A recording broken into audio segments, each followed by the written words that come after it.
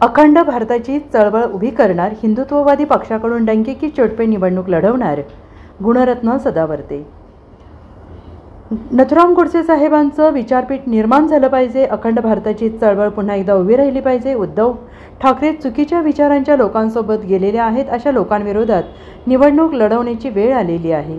हिंदुत्ववादी पक्षाकडून डंके की चोट पे निवडणूक लढवणार असं वकील डॉक्टर गुणरत्न सदावर्ते यांनी म्हटलंय। पुण्यात नथुराम गोडसेच्या अस्थि कलशाच्या दर्शनासाठी सदावर्ते आले होते।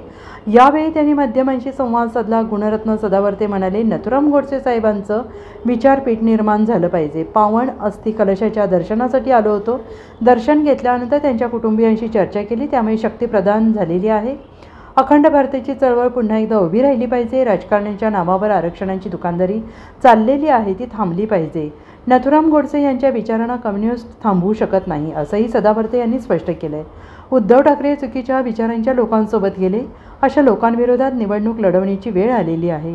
हिंदुत्ववादी पक्षाकडून डंके की चोट पे निवडणूक लढवणार आणि त्यांचं पाणीपत करणार आहे। मनोज जरांगे आणि प्रकाश आंबेडकर यांचा पॉलिटिकल गेम असू शकतो, असा आरोपही सदावर्ते यांनी केला आहे। Bureau report, SBN Marathi, Mumbai.